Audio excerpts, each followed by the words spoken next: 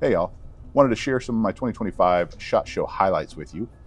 Now I know you've seen a bunch of the prototypes that are coming out, and so those may or may not come to fruition. So we're going to kind of bypass those this year. We're going to start by looking at things that are kind of already on the market and I think are just interesting that we should maybe keep in our minds for the future. The first thing is the PCC, 9mm PCC from Daniel Defense. Again, not a new thing. I think they were in a Gen 1, now they're in a Gen 2. And the Gen 2, what's really stands out for me is it runs a CZ Scorpion mag. Really like that platform for magazines. It's cut specifically so that it can take the 50 round drum mags from PMag. The blowback, a simple blowback design, which is great, but it runs a 2-stage hydraulic buffer to really help with recoil mitigation. The pistol or SBR version is running an 8.3 inch barrel, which gets you the max velocity out of most of your 9mm without really bringing down too much for those 9mm rounds that run at max out in the 6-inch barrels. So that's really good. The mag well is cut to run with Magpul CZ based drum mags. It has an ambi bolt release, so you can lock the bolt back for malfunction clearances easier without the weak points. It has ambi mag releases and safeties if you're into that kind of thing, which of course I'm not, but if you are, and you can change out the handguard to their other V7 rails if you want to add a suppressor, recessed underneath the handguard. So that's nice. What really made it stand out for me is the fact they have a kit that's available, specifically designed for school resource officers, packaging it with a Zeiss red dot, a Cloud Defense WML, a DD light mount, and a 20 round mag, right? And then they put it all into the Vertex base camp bag, and had a custom fitted polymer retainer to keep it secure in the bag, but quickly releasable to get into action. And I think that's really the things that make this stand out for this year. That's time. Time in a critical incident is potentially lives, right? And some people have some sort of Kydex holster sleeve thing. It's just kind of big and bulky. This thing, it's a retention cradle. Uses a friction lock-in. There's no snaps. There's nothing to defeat. All you got to do is hit that back strap and you're out. Boom. Oh, wow. Right? And you saw me shaking it. It's not going anywhere where you're running. I went on a 3-mile jog with this thing fully loaded. It didn't go anywhere. So just like a holster on your hip, in the middle of the dark, you can rip this thing open. You know where your gun's going to be. You know where your hands, placement's going to be, and you can pull this out and use it. Like I say, it's just that easy. Just pop that and you're out. A couple cool safety features is you can't put it on fire, right? When it's locked in, because of our ambidextrous safety, it's not going to lock in when it's on fire.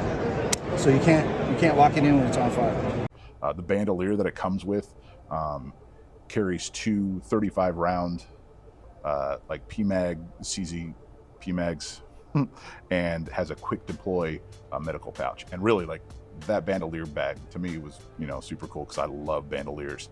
Now I love bandoliers for pouches like this for bump bags in general, and so I think the gentleman told me that it was from Blue Force Gear. When I talked to Blue Force Gear, they seemed to act like I had two heads, like they'd never heard of it before. So if you look at this thing, you're like, hey, I know which one that is. Let me know, because I really need one of these in my life. The next thing that I really thought was a standout were the thermal reduction sleeves from Manta Defense. And again, these aren't new, but they're important in this day and age of lower cost thermal devices and just the proliferation that's available after all of our wars, right? And so that's a constant thing now we're going to have to deal with in the future, is just thermal reduction. And so their materials allow you to do that. They claim to have a 1200 degree thermal limit on them, and supposedly they will not just melt away, because that was kind of my focus. You're looking at these things, they look a little plasticky, but instead what he says, they'll char on the inside and then continue to do their thermal reduction as they do that. Who knows how long and what temperatures those are, but I thought that was an interesting thing. They have several different models, so you can just kind of pick and choose what's going to work best for you. I know having picked up thermal barriers for my suppressor just so I don't burn myself, finding one that is the right size was tough, but in these things, there seems to be a lot of them and a lot of different sizes, so you can cut one down to the size that you actually need. So they may be worth checking out for your suppressors and your weapons, because they have different types of items to go on the rest of your weapon to decrease that thermal variant, and they're priced at about $80 per item. The next item that really kind of tickled my fancy there was the Rock River has a 380 version of their LR 9 BT9G AR. So LAR BT9G AR, and so that means the G there is for the Glock mags. This one is sporting the stubby A2 stock, which I've always liked. I love that kind of look, and I love the shortness of it without having to worry about adjustments and stuff like that. This, of course, takes Glock 25 mags and is purposed for the foreign market where 9mm ownership is not allowed for the civilian population. But really, I mean, yeah, 380 is not a stout round, but that's what really makes it great. A light kicking round in a short AR platform. This one looks like it's running about like a 7.5-inch barrel. Not sure what they're overall. They have it listed as the 10.5, but it's definitely not a 10.5-inch barrel that they're showing here. But like a 7.5-inch barrel, even maybe a little bit shorter, but gives you those 3 points of contact. It's something I think really would be good for our people, for you. The majority of people need less gun and not more gun. They need a lighter gun that doesn't kick much, that they can shoot faster. Because again, just about every bullet does not do a great job of stopping. So you need multiple rounds on target. And I just think that it's an interesting option. So that's the one from Rock River. You can think whatever you want to about Rock River. I probably agree with you, but I like the idea of this 380 option if we ever see it in the States. Standout optics for me for this year. First was the Trigicon MRO HD Pro. I know that's a mouthful, but this is the MRO revamped, and it's set up as a patrol style optic designed around information given to them by the original requesting agency. And so this sight has a like Rio style turret brightness adjuster. It has 3 to 4 night vision settings, and then it goes into just a dot, and you get your multiple brightness settings as you keep turning, and then it goes into a dot with crosshair sets on it. So really nice, really clean looking. I like the fact that they're running a Rio stat on it, specifically, again, looking at a patrol rifle, all the things to get bumped. That's probably the thing that I like the most about it.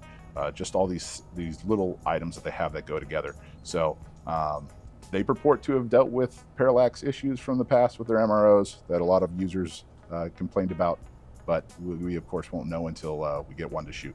Who knows if that'll ever happen. The second standout optic was the Riton 1 Tactics EED enclosed emitter sight. And so the price point for this guy was really, I think, what kind of set it apart. The quality looks really good. For a closed emitter, I like just the shape of it in general. So a lot of it's just, my eye appeal looking at it, looking through there. I like the 2 MOA dot that it comes with, and it's $200 for an acro footprint.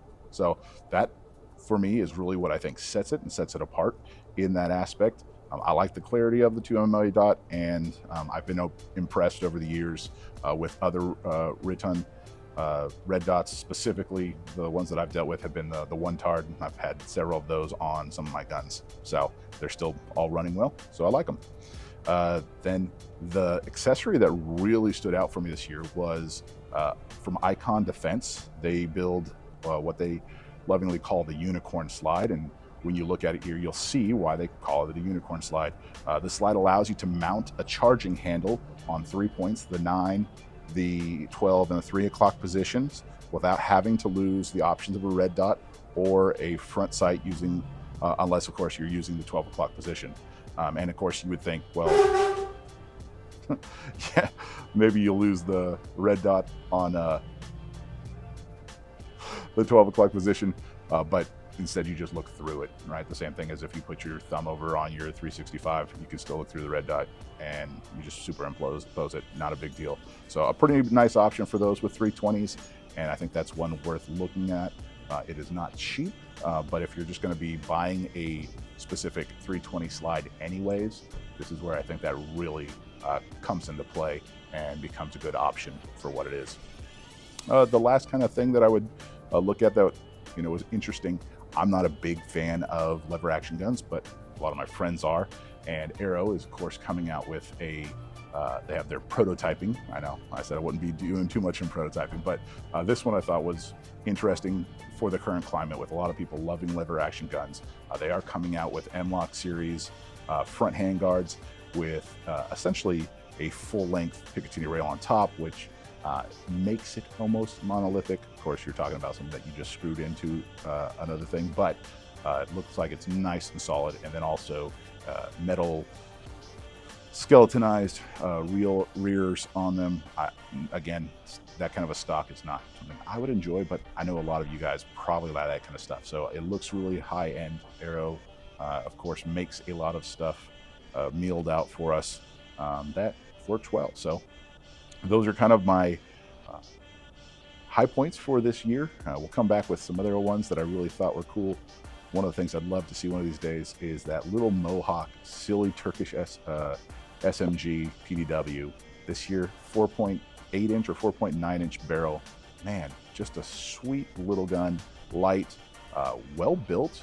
This one was so much smoother than the one they had last year. I really liked their first iteration, but this one comes out with ambidextrous bolt hold open, which again I think is really big for malfunction clearances and stuff like that. Ambi everything else, because that's what we want these days. Everybody wants ambi. Again, I don't like ambi safeties, but this one looked really good. It looks clean, and so I'd love to see something small like this come to the States. Who knows if we'll ever get our rights back, but just maybe. Well, those are my highlights. Let me know if you disagree with all of them. That's cool. If you don't, let me know what you liked. What other things you really popped out to you? All right, thanks guys.